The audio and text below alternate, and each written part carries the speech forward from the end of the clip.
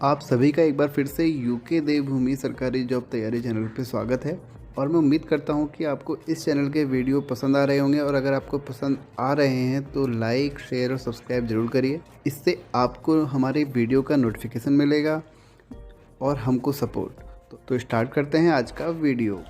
तो आज का हमारा टॉपिक है फ्लोटेशन, यानी कि जो आपने वन दरोगा के सिलेबस में देखा होगा कि ग्रेविटेशन के बाद का जो टॉपिक है उसी की हम बात कर रहे हैं, यानी कि गुरुत्वाकर्षण के बाद का जो टॉपिक है वही हम पढ़ेंगे आज।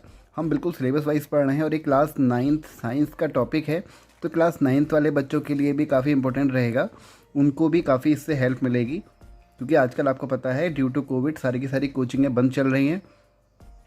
तो हाँ, लेकिन मेरी आपसे एक शिकायत है कि अगर आप वीडियो को देखते हैं, जैसे कि आपको देखो स्क्रीन पर दिख रहा होगा, बच्चे पूरा का पूरा वीडियो देख रहे हैं। अगर 10 बच्चे भी वीडियो देखते हैं तो उसमें से आप ये मान के चलिए 6 से 7 बच्चे तो पूरा वीडियो देखते हैं, बट आप लोग उसके बाद भी वीडियो को लाइक नहीं करते, मुझे अपना व्यू नहीं बताते कि आपको वीडियो कैसा कैसा लगा। तो प्लीज़ आप थोड़ी बहुत हमारी भी हेल्प करिए, जिससे हमको लगेगा कि हाँ, हम वीडियो सही बना रहे हैं और आपके पास तक वीडियो पहुँच रहा है और आप उसको अच्छे से देख भी रहे हैं। ठीक है, तो बस हमारी आपसे यही रिक्वेस्ट है। तो टॉपिक को ज़्यादा देर न लगाते हुए स्टार्ट करता हूं मैं। इससे पहले हमने क्या पढ़ रखा है, गुरुत्वाकर्षण पढ़ा है, साथ ही हमने उसके सारे न्यूमेरिकल देखे थे और उससे पहले हमने उसकी थ्योरी देखी थी। इसी तरह हम इस चैप्टर का भी देखेंगे पहले। वैसे तो आपको एनसीईआरटी बुक में ये चैप्टर गुरुत्वाकर्षण की ग्रेविटेशन के साथ ही दिया गया है, लेकिन मैंने ये चैप्टर अलग से इसलिए लिया क्योंकि जो ग्रेविटेशन चैप्टर था उससे हमारे काफ़ी अधिक मात्रा में क्वेश्चन पूछे जाते हैं एग्ज़ाम में। तो वो चैप्टर बहुत ज़्यादा इंपॉर्टेंट था, तो सारे के सारे मैंने उसके न्यूमेरिकल भी देखे और वो वीडियो भी काफ़ी आपका 38 मिनट का वीडियो था, और सारे के सारे जितने न्यूमेरिकल हो सकते थे मैंने वो कवर करने की वहाँ पे कोशिश करी है। और आप ये मान के चलिए, अगर आपने उस वीडियो के न्यूमेरिकल पढ़ लिए तो आपके इस चैप्टर से जितने भी क्वेश्चन आपके बन सकते हैं वो लगभग लगभग आपके सभी कवर हो जाएंगे। और ऐसा ही हमने पिछले वीडियो जो था हमारा किसका था, बल तथा त्वरण का था। पहले हमने उसकी थ्योरी देखी, फिर हमने उसके न्यूमेरिकल देखे। तो यही चीज़ आप भी करिए, एक दिन आप उस थ्योरी को पढ़ लीजिए, अच्छे से पढ़ लीजिए, उसके बाद आप उसके न्यूमेरिकल करिए। पहले एनसीईआरटी के एग्जाम्पल करिए, फिर एनसीईआरटी के न्यूमेरिकल करिए। अगर सॉल्व नहीं होते तो आप मुझसे कमेंट में पूछिए, लेकिन अपनी तैयारी पूरी रखें, क्योंकि पेपर आपका ईजी नहीं आएगा, क्योंकि सिलेबस उन्होंने सिर्फ 9th और 10th का बोला है। तो पेपर जो बनाएंगे वो तो अच्छे लेवल का पेपर बनेगा, ये आप मान के चलिए। ठीक है, क्योंकि देखो वंदरुआ की पोस्ट है, अच्छी खासी पोस्ट है, तो पेपर तो अच्छा बनाएंगे ही बनाएंगे। तो बात करेंगे अब टॉपिक की। आज हम थ्योरी देख रहे हैं, अगले वीडियो में हम इसके सारे के सारे जितने भी इंपॉर्टेंट न्यूमेरिकल बन सकते हैं हम उनको कवर करेंगे। तो पहला टॉपिक है हमारा प्रणोद, जिसको बोला जाता है थ्रस्ट। तो आप यहाँ पर अभी जो ये चीज़ दी गई है इसको थोड़ी देख ले, आप सोचिए, यहाँ पे कुछ नहीं लिखा, जो मैं समझा रहा हूँ बस आप वो समझिए। ठीक है, तो मैं आपसे कहना चाह रहा हूँ कि अगर आप अपनी उंगली को दीवार में घुसाने की कोशिश करोगे, किसी दीवार में, जैसे यही मान लेते हैं सरफेस, अगर मैंने इसको यहाँ पे दबाया तो क्या मेरी उंगली जो है, अंगूठा जो है, वो पेज को फाड़ते हुए नीचे चला गया? नहीं गया ना। लेकिन अगर मैं इसी की जगह क्या करूँगा, एक कील को पकड़ूंगा और कील को नीचे की ओर दबाऊंगा, तो क्या होगा, कील अंदर चली जाएगी। तो बस यही आपका कहीं ना कहीं फैक्ट प्रणोद में काम करेगा, थ्रस्ट में काम करेगा, जिससे कि आपको इसको समझने में जो थोड़ी बहुत हेल्प मिलेगी। थोड़ी बहुत क्या, पूरी की पूरी आपका इसी कॉन्सेप्ट पे बेस्ड है।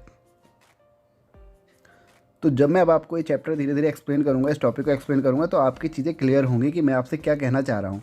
ठीक है, तो वस्तु की सतह पर देखो, लंबवत लगने वाले बल को आपने देखा, वस्तु की सतह पर, यानी कि ये जो पेज है इसकी सरफेस पर, सतह पर लंबवत, मैंने देखो ये जो लगाया है लंबवत, यानी कि परपेंडिकुलर लगाया ना।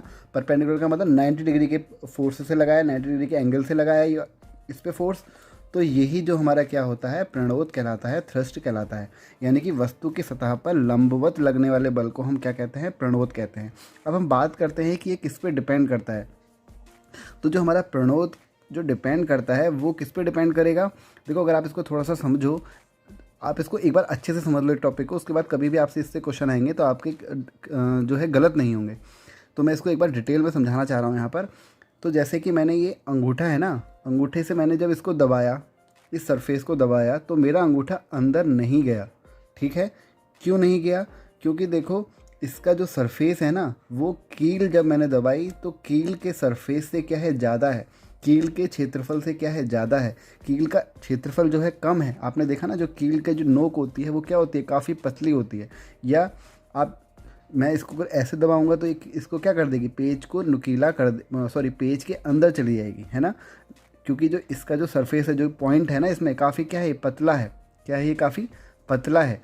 लेकिन जो मेरा हाथ है, हाथ का सरफेस क्या है अंगूठे का, वो काफ़ी मोटा है। यानी कि जो इसका क्षेत्रफल, अंगूठे का क्षेत्रफल ज़्यादा है इस पेन की नुक से, है ना। तो इसलिए ये क्या हो जा रहा है, इसके अंदर चले जा रहा है। तो हमने यहाँ से क्या सीखा कि जिसका क्षेत्रफल कम होगा, जिसका क्षेत्रफल कम होगा वही चीज़ अंदर जा रही है। तो यानी कि जो हमारा थ्रस्ट है, प्रणोद है, वो किस पे डिपेंड करता है, क्षेत्रफल पे डिपेंड करता है। जिसका क्षेत्रफल ज़्यादा होगा वो चीज़ में आपको ज़्यादा प्रेशर लगाना पड़ेगा, तभी वो जाके कुछ ना कुछ अंदर जाएगी। लेकिन अगर इसमें अगर आपका एरिया कम होगा तो आप हल्का सा प्रेशर लगाओगे तब भी आपकी क्या हो जाएगी, वो चीज़ अंदर चली जाएगी। तो यही हमारा प्रणोद कहता है। प्रणोद का फॉर्मूला जो हमारा होता है, आप इसको ऐसे याद रखिए, दाब इक्वल टू यानी कि प्रेशर इक्वल टू प्रणोद यानी कि थ्रस्ट अपॉन क्षेत्रफल। ठीक है। तो प्रणोद का आप सीधे सीधे एक मतलब लगाइए, क्या होता है, बल। कुछ मत समझिए आप, बस आप सीधे सीधे बोलिए प्रणोद क्या है, एक बल है। बस इतना याद रखो, प्रणोद क्या है, एक बल है। ठीक हो गया। तो अब आप समझिए कि मैंने देखो जब ये अंगूठे से इसको दबाया तब भी मैंने समान बल दिया, और जब मैंने कील को जब दबाया तो भी मैंने क्या करा, समान बल दिया। लेकिन उतने ही बल में कील अंदर चली गई, लेकिन उतने ही बल में मेरा अंगूठा अंदर पेच के नहीं गया, है ना। तो यानी कि जो हमारा बल है वो क्या रहेगा, हम इसको मान लेते हैं कांस्टेंट। क्या मान लेते हैं, कांस्टेंट। बल तो हमने क्या करा, बराबर दिया ना दोनों कंडीशन में, दोनों कंडीशन में हमने सेम बल दिया। लेकिन हमारा जो क्षेत्रफल था वो क्या हुआ, एक बार कम हुआ। कम कब हुआ, जब हमने कील को अंदर घुसाया। तो यानी कि कील का जो क्षेत्रफल था, जो पॉइंट थी वो क्या थी, पतली थी। जो क्षेत्रफल क्या हो गया, पतला हो, कम हो गया। तो क्षेत्रफल पे डिपेंड करा, दाब किस पे डिपेंड करा, क्षेत्रफल पे डिपेंड करा। समझ में आया। तो अगर हमारा जो दाब है, प्रेशर है, अगर वो हम बढ़ाएंगे, क्या करेंगे, अगर हम प्रेशर को बढ़ाएंगे तो हमारा क्षेत्रफल क्या होगा, कम होगा, है ना। अगर हम क्षेत्रफल को बढ़ाएंगे, अगर हमने क्षेत्रफल ज़्यादा करा, अगर मैं इसी अंगूठे को अगर हथौड़े से ठोक दूँ यहाँ पर, तो क्या होगा, ये अंदर घुस जाएगा, है ना। तो अगर मैं दबाव बढ़ाऊँगा तो क्षेत्रफल कम होगा, और अगर क्षेत्रफल बढ़ाऊँगा तो दाब कम होगा। तो आपको ये फॉर्मूला तो याद रखना ही रखना है, क्योंकि ये आपके न्यूमेरिकल में काम आएगा। समझाने के लिए मैंने आपको कॉन्सेप्ट समझा दिया कि आपको क्या समझना है। प्रणोद क्या है, थ्रस्ट क्या है, एक बल है। क्या है, एक बल है, और बल कांस्टेंट रहेगा। तो P equal to F upon A. इसको आप क्या बोलोगे, प्रणोद को एक बल ही बोलोगे, है ना। क्या बोलोगे, बल बोलोगे। अब देखते हैं आगे। अगर अभी भी क्लियर नहीं हुआ तो आप मुझे कमेंट में बता सकते हैं। प्रणोद का प्रभाव उस क्षेत्रफल पर निर्भर है जिस पर वह लगता है। किस पर निर्भर है, प्रणोद का प्रभाव उस क्षेत्रफल पर निर्भर है जिस पर वह लगता है। जैसे कि मैंने बताया किस इस क्षेत्रफल पर लगा ना, तो जिस क्षेत्रफल पर लगेगा वह उस पर क्या करेगा, डिपेंड करेगा। एक एग्जाम्पल से हम इसको और अच्छे से समझते हैं। जैसे कि जो ये पेन है, ठीक है, ये पेन हो गई, और इसकी जो ये पीछे वाला जो बैक है, मैं इसको अगर देर तक दबाता हूँ, अगर मैं इसको देर तक दबाऊँगा तो क्या होगा, थोड़ी देर में देखोगे यहाँ गड्ढा जो है वो क्या हो जाएगा, ज़्यादा नीचे तक जाएगा, और जो यहाँ गड्ढा है वो क्या होगा, कम होगा। क्यों, क्योंकि जो यहाँ का जो क्षेत्रफल है वो क्या है, बहुत कम है जिस क्षेत्रफल से मैं इसको दबा रहा हूँ, और जो यहाँ का जो क्षेत्रफल है वो क्या है, ज़्यादा है इसके कंपैरिजन में। समझ में आया आपके। यानी कि किस पे डिपेंड करता है, पूरा का पूरा क्षेत्रफल पर डिपेंड करता है। क्षेत्रफल और दबाव पे डिपेंड करता है, ना कि बल पर। समझ में आया। तो यही कॉन्सेप्ट यहाँ पे क्लियर करना है। जैसे कि अगर आप एक एग्जांपल और लेते हैं, उससे और क्लियर होगा। ये देखो, इस पर थोड़ा जवाब क्या आ गया, ज़्यादा आ गया, दिख नहीं रहा होगा शायद अच्छे से। जैसे कि हम जब NCERT का एग्जाम्पल लेते हैं कि अगर कोई बंदा रेत पर खड़ा है तो क्या होगा, जो उसके जो पैर हैं वो क्या है, कम क्षेत्रफल घेरेंगे, इसलिए वो ज़्यादा नीचे तक जाएंगे पैर, है ना। लेकिन अगर वो बंदा क्या कर रहा है, उस रेत पर लेटा हुआ है, तो रेत पर लेटा हुआ है तो क्या होगा, रेत में वो थोड़ा कम धंसेगा। लेकिन जो बल था, यानी कि जो भार था, वो तो आदमी का सेम ही रहेगा ना। अगर आदमी 60 किलो का है तब भी वो 60 किलो वजन लगा रहा होगा, 60 किलो वजन उसका ज़मीन पर पड़ रहा होगा, रेत पर। लेकिन अगर वो लेटा है तब भी उसका वजन 60 किलो ही हो रहा होगा रेत पर। तो यानी कि प्रणोद यानी कि जो बल है वो क्या है, सेम है ना। मैं देखो बल को भार भी बोल सकता हूँ, जैसे कि मैंने पिछले वीडियो में बताया था, क्योंकि F m × g होता है ना। तो इसको हम भार भी बोल सकते हैं, और W = भी क्या होता है, mg होता है। समझ में आया ना? तो अब आपके मुझे लगता है कि ये टॉपिक क्लियर हो गया होगा। इससे आपका क्वेश्चन आएगा तो आपका गलत नहीं होगा, लेकिन आपको ये फॉर्मूला भी जरूर याद रखना है, ठीक है। और जो इसका मात्रक होता है वो क्या होता है, इसका जो बल का मात्रक होगा वही इसका भी मात्रक होगा, यानी कि किलोग्राम मीटर पर सेकंड स्क्वायर या न्यूटन, जैसे कि हमने पढ़ा फोर्स का जो होता था। ये एग्जाम्पल मैं आपको बता ही चुका हूँ, रेत वाला। दूसरा अगर हम एग्जाम्पल देखते हैं जो कि एनसीईआरटी का एग्जाम्पल है, तो देखो ये एनसीईआरटी का एग्जाम्पल है बुक में। ये बच्चा क्या कर रहा है, इस बोर्ड पर इस चार्ट को चिपकाना चाह रहा है, किसकी मदद से, जो ये पिन है, ठीक है। तो पिन में क्या करेगा, पिन का क्षेत्रफल कम है, अगर वो उंगली से या किसी और मोटी अगर निब से, अगर ये समझिए अगर इस चीज़ को यानी कि पेन को, इसको अगर यहाँ पे लगाएगा तो नहीं घुसेगा ना अंदर। क्यों? क्योंकि इसका क्षेत्रफल क्या है, ज़्यादा है, और पिन का क्षेत्रफल क्या है, कम है। तो क्षेत्रफल कम होने की वजह से ये पिन इसके हाथ प्रेशर जो देगा उसकी वजह से अंदर चली आएगी।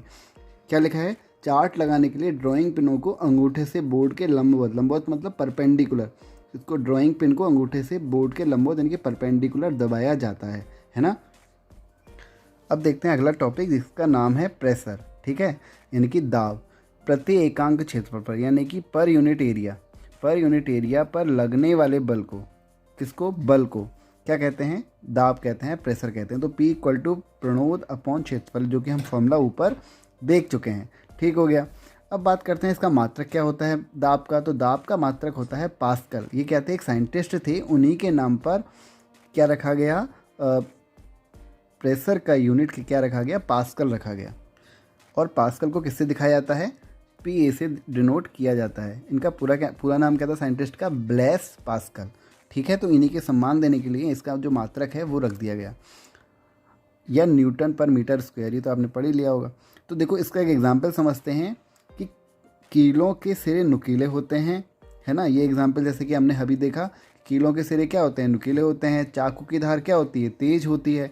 तो उससे क्या होता है, जैसे आप, अगर मैं आपको एक चाकू वाला जो एग्जाम्पल है वो समझाऊं, जो चाकू होता है ना हमारा, वो आपने देखा होगा बीचों बीच में जहाँ से हम सब्जी काटते हैं, वो क्या होता है, काफ़ी पैना होता है। उसका जो क्षेत्रफल रखा जाता है काफ़ी पॉइंट वाला रखा जाता है, जिससे जो सब्जी में पड़े और जिससे वो चाकू सब्जी में पड़े और सब्जी तुरंत कट जाए। उसकी जो धार होती है इसलिए तेज़ बनाई जाती है। तेज़ होने का मतलब जो उसका क्षेत्रफल है वो क्या कराया जाता है, कम कराया जाता है। जब भी क्षेत्रफल कम होगा तो वो किसी भी चीज़ में आराम से उस चीज़ को काट सकता है, ठीक है। और क्या एग्जाम्पल हो सकते हैं, आपने देखा होगा जो हमारे मकान बनते हैं घरों में, जो हमारे मकान बनते हैं उसकी जो नींव होती है वो क्या होती है, काफ़ी हम चौड़ी बनाते हैं, जिससे कि हमारा जो बिल्डिंग है, मकान की बिल्डिंग है, वो पूरी की पूरी उस पर आराम से टिके रहे। या स्कूल बैग की जो आपने देखा होगा, जो आप स्कूल बैग आप यूज़ करते हो, उसकी जो पट्टियाँ होती हैं जहाँ से हम बैग को टांगते हैं, तो वो क्या होती हैं, काफ़ी चौड़ी बनाई जाती हैं, जो कि हमारे कंधों पर दबाव कम आए, जिससे कि हमारे कंधों पर दबाव थोड़ा कम आए। बात करते हैं अगला टॉपिक जो है इसका, तरलों में दबाव, यानी कि इसके अंदर क्या आएगा आपका, उत्प्लावन बल, यानी कि ब्यूएंसी फोर्स। इसको हम शॉर्ट में क्या बोलेंगे, कहीं कहीं BF, बॉयफ्रेंड नहीं, इसको क्या बोलेंगे, ब्यूएंसी फोर्स, BF, ठीक हो गया। तो जब भी मैं BF का नाम लूँ आपके दिमाग में क्या आना चाहिए, उत्प्लावन बल आना चाहिए, ठीक है। उत्प्लावन बल क्या होता है, ये मोस्ट इम्पोर्टेंट टॉपिक है और इससे आपके एग्जाम में क्वेश्चन हमेशा बनता है। जब वस्तु को तरल में डुबोया जाता है, यानी कि आप किसी भी बॉडी को अगर लिक्विड में डुबोगे तो उस वस्तु पर ऊपर की ओर एक बल लगता है। आपने कभी भी देखा होगा जब आप किसी भी वस्तु को जब डुबोते हो तो क्या होता है, वो वस्तु थोड़ा ऊपर को आती है। कब? तो यह बल जो होता है आपका उत्प्लावन बल कहलाता है। ये आपको इसमें से एक चीज़ याद रखनी है, जो उत्प्लावन बल है, जो आपका BF है, वो हमेशा कहाँ को फोर्स लगाएगा, ऊपर को लगाएगा। ब्यूएंसी फोर्स कहाँ को फोर्स लगाएगा, हमेशा ऊपर को फोर्स लगाएगा। यह आपको यहाँ से याद रख के चलना है, ठीक है। और जो आपका गुरुत्वीकरण होता है, जो आपका गुरुत्व बल होता है, ग्रेविटेशनल फोर्स, वो कहाँ को लगाता है, वो नीचे को लगाता है ना। तो ये आपको दिमाग में रख के चलना है कि उत्प्लावन बल हमेशा ऊपर को, BF ऊपर, ठीक है। तो ये मैंने यहाँ पे लिखा भी है, हमेशा ऊपर की ओर कार्य करता है। तो जो घनत्व पर निर्भर होता है, थर्ड पॉइंट, सेकंड पॉइंट, हमेशा ऊपर की ओर कार्य करता है। थर्ड पॉइंट, घनत्व पर यानी कि डेंसिटी पर निर्भर करता है, और density directly proportional to BF, यानी कि ब्यूएंसी फोर्स, उत्प्लावन बल। घनत्व किसके डायरेक्टली प्रोपोर्शनल होता है, अनुक्रमानुपाती होता है BF के। यानी कि इसका मतलब क्या हुआ, अगर आपका घनत्व बढ़ता है, ठीक है, तो आपका जो ब्यूएंसी फोर्स होगा, यानी कि उत्प्लावन बल होगा, वो भी आपका क्या होगा, बढ़ेगा। और घनत्व अगर कम होगा तो आपका उत्प्लावन बल, ब्यूएंसी फोर्स क्या होगा, घटेगा। मतलब ये बढ़ेगा तो ये भी बढ़ेगा, सिर्फ इतना आपको समझ लेना है। अगला पॉइंट जो यहाँ पे है वो है कि उत्प्लावकता। उत्प्लावकता क्या होती है, ब्यूएंसी क्या होती है। देखो जो अभी हमने पढ़ा ना कि जब वस्तु को तरल में डुबोया जाता है तो उस वस्तु पर एक ऊपर की ओर बल लगता है। तो जो ऊपर की ओर बल लगता है, जो ये गुण है ऊपर की ओर बल लगना, यही हमारा कहलाएगा उत्प्लावकता, ब्यूएंसी। यानी कि उसका जो ये गुण है वो क्या कहलाएगा, उत्प्लावकता कहलाएगी। तो यहाँ से आपको एक चीज़ और क्या याद रखनी है कि उत्प्लावकता की जो ब्यूएंसी होती है किस पे डिपेंड करती है, उसकी घनत्व पर डिपेंड करता है, उसके डेंसिटी पर डिपेंड करता है। जिसका घनत्व ज़्यादा उसका उत्प्लावन बल उतना ही ज़्यादा होगा, जिसका घनत्व कम होगा यानी कि डेंसिटी कम होगी वह उतना ही कम बल लगाएगा। ये आपको याद रखना है, ठीक है। इसका एग्जाम्पल क्या हो सकते हैं, ये जो तरल पदार्थ हैं जो कि मैंने बताया तरल पदार्थ, इसका एग्जाम्पल क्या हो सकता है, जैसे कि तारपीन का तेल, पेट्रोल, है ना, केरोसिन तेल, अल्कोहल तथा दूध, कुछ भी हमारा हो सकता है। अगर हम इसके एक एग्जाम्पल की बात करें तो आप क्या करो, एक बोतल लो, है ना, बोतल का ढक्कन लगा दो, बोतल में ढक्कन लगा दो, यानी कि आपकी जो बंद बोतल है आप उसको पानी में डुबो रहे हो और आप देखोगे पानी में वो बोतल क्या है, डूबती नहीं है। क्या होती है, जैसे आपने उसको पानी में डुबोया वो क्या करेगी, छक्क से ऊपर को आ जाएगी, है ना, तुरंत ऊपर को आती है, पानी की सतह पर वापस आ जाती है। तो इसका मतलब क्या है कि वस्तु का भार पृथ्वी के गुरुत्वाकर्षण बल के क्या होता है, बराबर होता है। तो जब आपने बोतल जो आपने उसको डुबोया तो क्या होगा, बोतल ऊपर को आती है। क्यों आती है, क्योंकि इसका जो भार है बोतल का वो कम है। किसके कंपैरिजन में कम है, जो बल हमारा ऊपर की ओर लग रहा है। पानी जब ऊपर को उछालता है, आपने देखा होगा ऐसे करके बोतल तुरंत ऊपर को आती है, तो वो क्या है, हमारा ज़्यादा है, इसलिए हमारी जो बोतल है वो डूबती नहीं है और ऊपर को आ जाती है, ठीक है। अब इस प्लास्टिक की जो बोतल है, हमारे दो टाइप के फोर्स इस पर काम करेंगे। कौन कौन से, गुरुत्व बल, आपने देखा होगा गुरुत्व बल यानी कि जो हमारा ग्रेविटेशनल फोर्स होता है वो कहाँ को काम करता है, हमेशा नीचे को काम करता है गुरुत्व बल।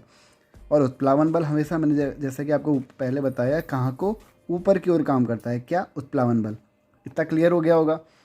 इस बोतल पर कौन से दो बल काम करे, ग्रेविटेशनल फोर्स और ब्यूएंसी फोर्स, यानी कि गुरुत्व बल और दूसरा उत्प्लावन बल, ठीक है। अब हम जानते हैं कि घनत्व क्या होता है, ठीक है। घनत्व वैसे तो काफ़ी बच्चों को पता ही होगा।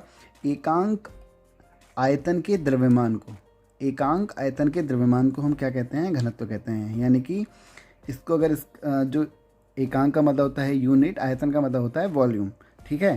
तो D इक्वल टू, घनत्व को किससे दिखाते हैं, D से दिखाते हैं डेंसिटी, इक्वल टू क्या होता है, मास अपॉन वॉल्यूम, यानी कि द्रव्यमान बटे आयतन। ये होता है घनत्व का फॉर्मूला।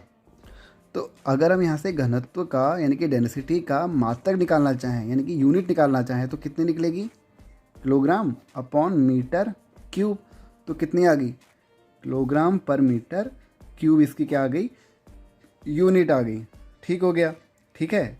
अब हम जानते हैं कि घनत्व की जो प्रॉपर्टी है वो क्या कहती है, क्योंकि एग्जाम क्वेश्चन में हमारा यहाँ से पूछ सकता है कि अगर एक पदार्थ है क्या उसका घनत्व जगह जगह अलग अलग होगा, तो नहीं। क्यों, क्योंकि जो एक पदार्थ का जो घनत्व होता है, डेंसिटी होती है, वो हर जगह सेम रहेगी।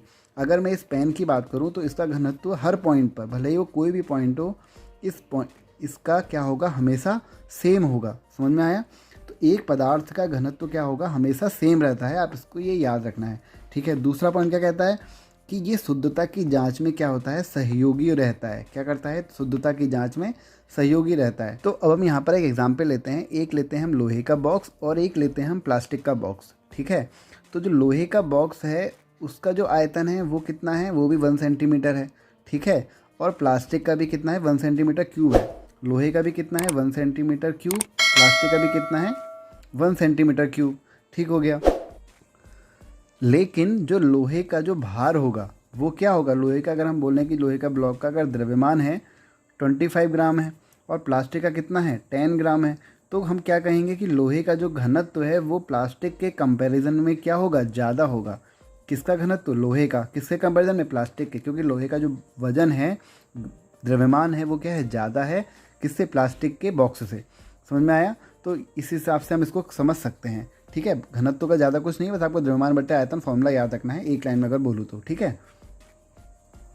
अगला जो हमारा प्रिंसिपल कहलाता है वो है आर्किमिडीज का सिद्धांत, जो कि मोस्ट इंपॉर्टेंट है, आपने बहुत जगह देखा होगा इसको, कि जब किसी वस्तु को किसी तरल में पूर्ण यानी कि पूरी डुबो दी या आंशिक रूप से यानी कि पार्शियल डुबोया, तो वह ऊपर की ओर एक बल का अनुभव करती है, जो कि हमने क्या पढ़ा था, कौन सा बल कार्य करता है ऐसी कंडीशन में, उत्प्लावन बल, ब्यूएंसी फोर्स, जो वस्तु द्वारा हटाए गए भार के बराबर होता है, जो वस्तु द्वारा हटाए गए तरल के भार के बराबर होता है। ये आपको याद रखना है, वस्तु द्वारा हटाए गए किसके भार के बराबर होता है, तरल, जो लिक्विड उसने जो हटाया। जब भी कोई वस्तु देखा आपने होगा, तो अगर हम एक एग्जाम्पल लें जैसे कि जहाज़, तो जहाज़ क्या होता है, पानी में तैरता है ना, पानी में तैरता है, लेकिन जो कील होती है लोहे की वो डूब जाती है। क्यों? क्योंकि जो जहाज़ का जो घनत्व है वो क्या है, कम है, किससे कंपैरिजन में, पानी के घनत्व से। यानी कि हमने क्या सीखा यहाँ से कि पानी में वही चीज़ें तैरेंगी जिसका घनत्व पानी से कम होगा। ठीक है, अगर पानी से, देखो खुद ही सोचो, अगर पानी से वो ज़्यादा वजन की हुई तो उसको क्या कर देगी, डुबो देगी ना। तो हमने यहाँ पे क्या सीखा, जिसका घनत्व पानी से कम होगा वही चीज़ें हमारी पानी पे तैरेंगी। ठीक हो गया। अब देखते हैं हम इसके जो अनुप्रयोग यानी कि जो इसके एप्लीकेशन होता है, कहाँ कहाँ पे काम करता है हमारा आर्किमिडीज का प्रिंसिपल। वो काम करता है डिज़ाइन बनाने में। किसकी डिज़ाइन बनाने में, शिप्स या पनडुब्बी। शिप्स और जो पनडुब्बी होती हैं, हमारे पानी के जहाज़ वगैरह होते हैं, या पनडुब्बी होती हैं जो पानी के नीचे ही हमारे ट्रैवल करती हैं, तो उनको हम पनडुब्बी बोलते हैं, आपको पता होगा। तो शिप्स और पनडुब्बी में डिज़ाइन बनाने में हमारा कौन सा लॉ काम करता है, आर्किमिडीज का सिद्धांत यानी कि प्रिंसिपल ऑफ आर्किमिडीज हमारा काम करता है। दूसरा, दुग्ध नापी में, यानी कि जो दूध नापने का जो होता है उसमें भी हमारा क्या काम करता है, आर्किमिडीज का हमारा सिद्धांत काम करता है। Third, hydrometer. हाइड्रोमीटर क्या करता है, जो द्रव का जो घनत्व होता है उसको मापने के काम में आता है, यानी कि उसको मेज़र करने में। क्या, density of liquid. Density of liquid को जो मेज़र करने में जो काम आता है उसको हम बोलते हैं हाइड्रोमीटर। तो अगर यहाँ पे हम एग्जाम्पल लेते हैं एक कॉर्क और एक कील का, तो कॉर्क क्या होता है, पानी में क्या कर जाता है, तैर जाता है। क्यों? क्योंकि जो कॉर्क का घनत्व होगा, डेंसिटी होगी कॉर्क की, वो पानी के घनत्व से कम है, इसलिए कॉर्क क्या करता है, पानी पे तैर जाता है। यानी कि जो उत्प्लावन बल है कॉर्क के भार से क्या है, वो अधिक है। यानी कि जो ये फोर्स है ऊपर को जो लगेगा वो क्या है, ज़्यादा है। जो ये फोर्स नीचे को लगाएगा कॉर्क नीचे को लगाएगा, उत्प्लावन बल ऊपर को लगाएगा, तो यानी कि ये फोर्स जीत गया। जब ये जीत गया तो उसका मतलब ये पानी में तैरता रहेगा। अगर ये जीत गया तो पानी में वो वस्तु क्या हो जाएगी, डूब जाएगी, जैसे कि कील के केस में हुआ। कील ने क्या करा, पानी नीचे को ज़्यादा फोर्स लगाया, लेकिन जो ऊपर को जो फोर्स लगता है उत्प्लावन बल, ब्यूएंसी फोर्स, वो क्या था, कम था। तो हमने यहाँ से एक चीज़ सीखी कि द्रव के घनत्व से कम घनत्व की वस्तुएं क्या करती हैं, तैरती हैं। क्या, अगर द्रव का घनत्व से कम घनत्व की जो वस्तुएं होंगी जैसे कि कॉर्क, वो तैरेगी। अगर लेकिन ज़्यादा घनत्व की होंगी जैसे कि कील, तो वो क्या हो जाएगी, द्रव में डूब जाएगी, लिक्विड में डूब जाएगी। ठीक है, इससे जो क्वेश्चन पूछे जाते हैं, पहला क्वेश्चन ये होता है कि लोहे की कील डूब जाती है बट लोहे का जहाज़ नहीं, तो इसका आंसर मैं आपको अभी दे चुका हूँ।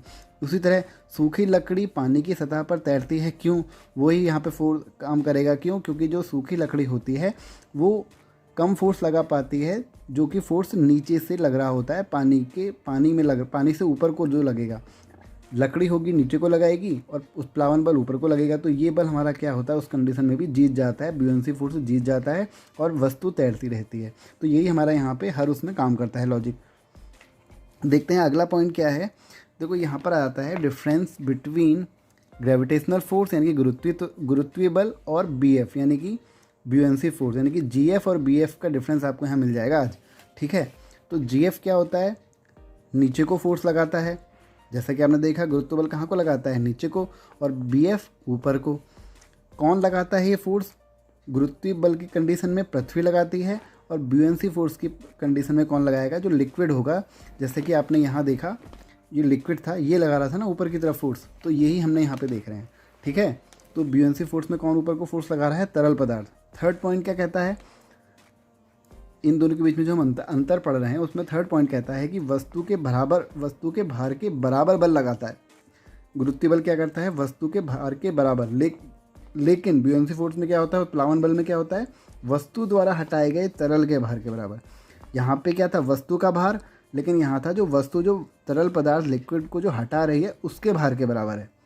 अंतर है दोनों में, यहाँ पे वस्तु का भार है, ठीक है, यहाँ पे जो वस्तु जो जल हटा रही है उसका भार है। ठीक है, अब जो इस टॉपिक का लास्ट टॉपिक है और इम्पोर्टेंट टॉपिक है, इसके बाद हमारा चैप्टर यहाँ पे फिनिश हो जाएगा और अगले वीडियो में हम क्या देखेंगे, इसके न्यूमेरिकल देखेंगे, जितने भी इम्पोर्टेंट न्यूमेरिकल हो सकते हैं। और अगर आपने वीडियो को अभी भी लाइक नहीं किया है तो वीडियो को लाइक कर दें। अपेक्षिक घनत्व यानी कि रिलेटिव डेंसिटी, ठीक है, ये क्या कहता है, इसका आप सबसे पहले तो फॉर्मूला देखो। रिलेटिव डेंसिटी यानी कि अपेक्षिक घनत्व का फॉर्मूला होता है पदार्थ का घनत्व बटे पानी का घनत्व। यानी कि देखो इसमें दोनों घनत्व हैं, तो जो यूनिट होती है वो क्या जाती है, कैंसिल हो जाती है। इसलिए इसकी जो मात्रक होता है, यूनिट क्या होता है इसका, कुछ नहीं होता। ठीक है, इसका जो वो है पदार्थ का घनत्व एंड पानी का घनत्व का अनुपात को हम क्या कहते हैं, आपेक्षिक घनत्व कहते हैं। नीचे पानी का आएगा, याद रखना, क्योंकि देखो हमने इससे याद रख सकते हो, पानी में होती है ना कोई भी चीज़ जब हमको डालते हैं तो पानी क्या होता है, नीचे रहता है। तो याद रखना आप, पानी का घनत्व नीचे आएगा, पदार्थ का घनत्व ऊपर जाएगा। इसका एक एग्जाम्पल लेके चलते हैं जो कि एनसीईआरटी का आपको क्वेश्चन है या एग्जाम्पल है कि क्वेश्चन में चांदी की रिलेटिव डेंसिटी यानी कि आपेक्षिक घनत्व दे दिया 10.8, यूनिट भी दी है मैंने, यूनिट तो होगी नहीं इसकी रिलेटिव डेंसिटी क्योंकि इसकी यूनिट कोई होती नहीं है। पानी का घनत्व तो इतना दिया गया है 10 क्यूब kg पर मीटर क्यूब। तो आपको SI यूनिट में चांदी का घनत्व बताना है। ये क्या दिया गया है, आपेक्षिक घनत्व, चांदी का घनत्व हमको निकालना है।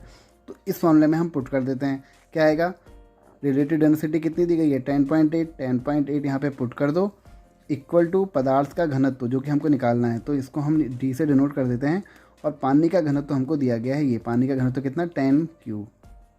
ठीक है, तो इसकी आप क्रॉस मल्टीप्लाई कर दो। अब D यहाँ से क्या होगा, इससे मल्टीप्लाई हो जाएगा 10.8 इंटू 10 क्यूब। तो ये क्या आएगा मल्टीप्लाई करने के बाद, ये हमारा, या आप इसको या तो यही, आप इसको यही लिख दो, यही इसका आंसर हो जाएगा। ठीक हो गया। तो अब अगले वीडियो में देखेंगे इस चैप्टर के जितने भी इंपॉर्टेंट न्यूमेरिकल होंगे वो हम देखेंगे। तो बस आज के वीडियो में इतना ही, और वीडियो को लाइक ज़रूर करें, और अगर पहली बार चैनल पर आ रहे हैं तो चैनल को सब्सक्राइब ज़रूर करें।